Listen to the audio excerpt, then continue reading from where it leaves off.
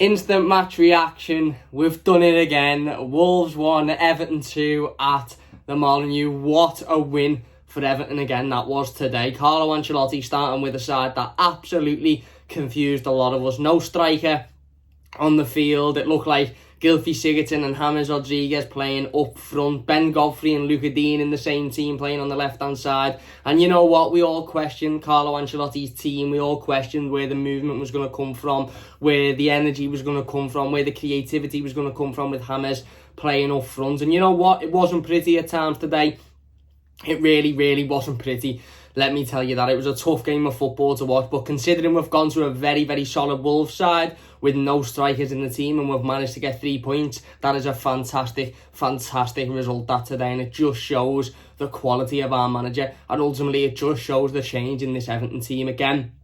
Like I said, you know, at times in the game, you could see that not having a striker in that team was really, really, you know, affecting us. There was no movement. Gylfi Sigurdsson didn't really do much. James Rodriguez kept dropping into sort of central midfield areas to try and pick the ball up and create. But, you know, when he was doing that, he wasn't creating for anybody because Gylfi wasn't making those runs in behind because he's playing out of position and that's not what he does. And James was the other striker and he was the one picking the ball up in centre of midfield trying to look for some movement. I thought Alex Iwobi had a very, very solid game, really, really good goal in the first 10 minutes. And, you know, Everton scored early on and you're thinking, right, okay, you know, it's been a great start to the game. Really, really nice bit to play. We've scored a goal. Don't go and do what you done on Saturday now and just completely and utterly fold and be awful for 80 minutes. And obviously, we allowed Wolves to get back into the game not long after, which was a poorly defended goal. Let's be honest, it was awful defending. A ball come in and, you know, Ruben Neves, who's one of their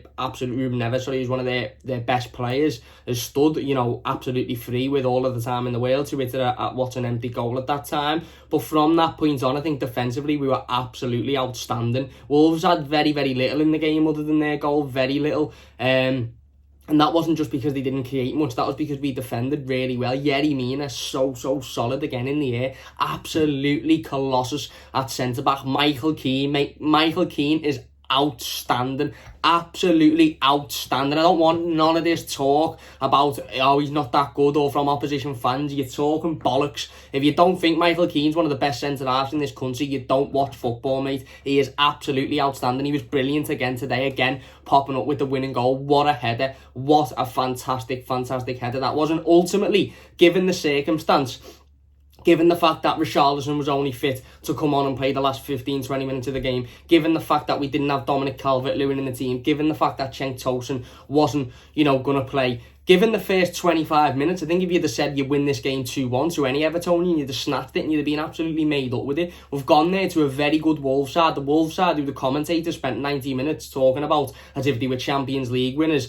And we've managed to get the 3 points without a striker on the pitch. Not just without a striker on the pitch, but the two players acting like strikers. One of them wasn't making the runs, but, you know, to be fair to Gylfi Sigurdsson, he worked hard, but he wasn't making any real runs. And James Rodriguez was dropping to try and create because that's what he does. He's a creator. He's not somebody that's on the end of the chance. He's the one that's creating the chance. And you're seeing that in the first 10 minutes. It's a brilliant goal for Everton Football Club. Alex Iwobi picks it up on that right-hand side. He plays it to James Rodriguez, who plays a wonderful ball over to Luca Dean. And James Rodriguez has shown there what we've all been saying for the last 4, 5, 6, 7 weeks, however long Luca Dean's been out. And that's when Luca Dean isn't on the pitch, James Rodriguez misses that ball over the top to him.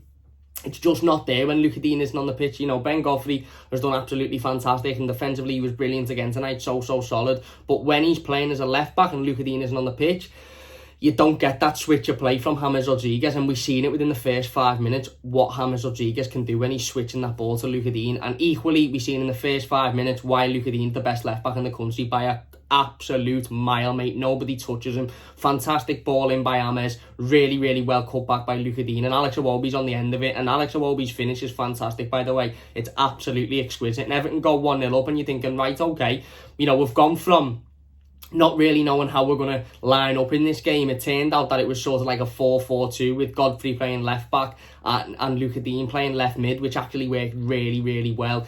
Davis and Decore in the middle, Iwobi right side, and then James and Sigurdsson up front. And then for the rest of the game, it was pretty much as expected. You know, we were quite decent on the ball. Tom Davies was a little bit lost at times. Won all his aerial duels, though. If you look at Tom Davies' stats today, you'll probably be surprised. I actually think on the ball, he was quite good. To be fair to him, I'm going to say it, I think on the ball he was quite good. I think it was off the ball that was the problem. He got bypassed a little bit. And, you know, ultimately, again, at times in the game, they created chances and they got forward because Tom Davies was too easily bypassed.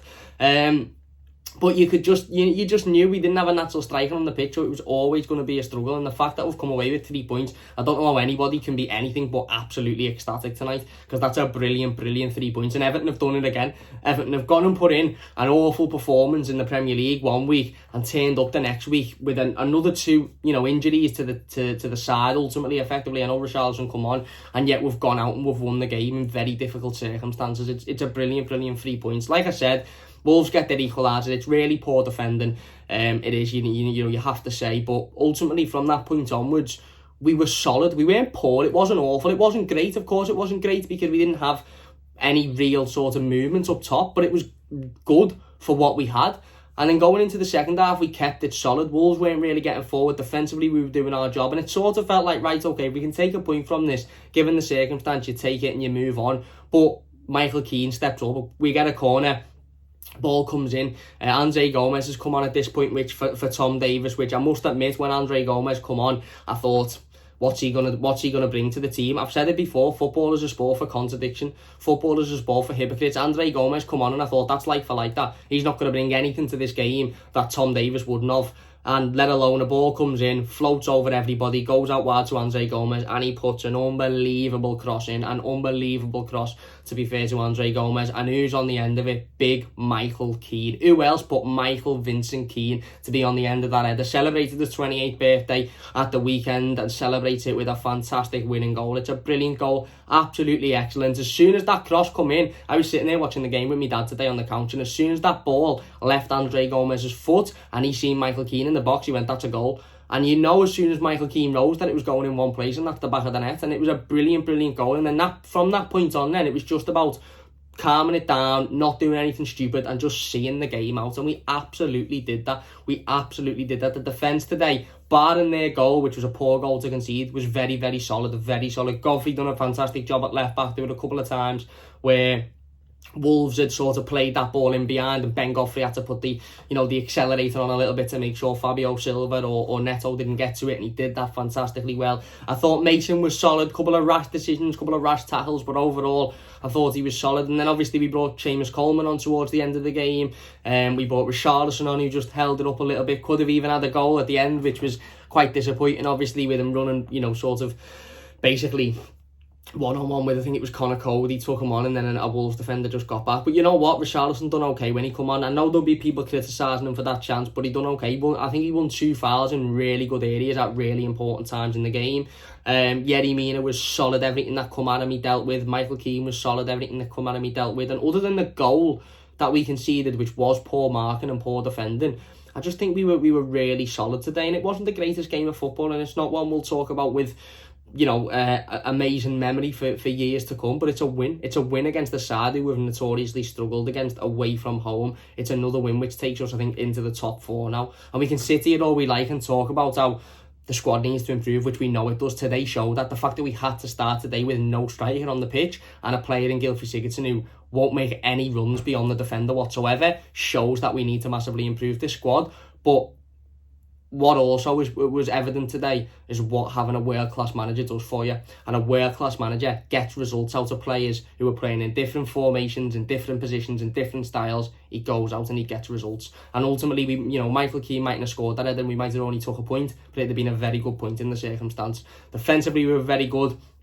And like I said, the big fear at 7:15 this evening when the team news was released was, is this going to be another Newcastle situation where we don't really know what the team is looking at it, and we're going to be sitting here in 2 hours time thinking, well, that didn't work like we thought it wouldn't work. Well, no, it's not like that. It's worked. Luca Dean we've seen in a more advanced role today. Don't think it's a long-term role for Luca Dean, but he was absolutely excellent, and he showed exactly what we've been missing. In the same way is that within the first 40 seconds of the Fulham game a few months back, Richarlison showed what we'd missed during his suspension. Luca Dean showed what we'd missed today in the first 10 minutes of this game. A fantastic ball through. I think he's got the most assists now in the Premier League for a fullback or for a defender as a whole. He was excellent.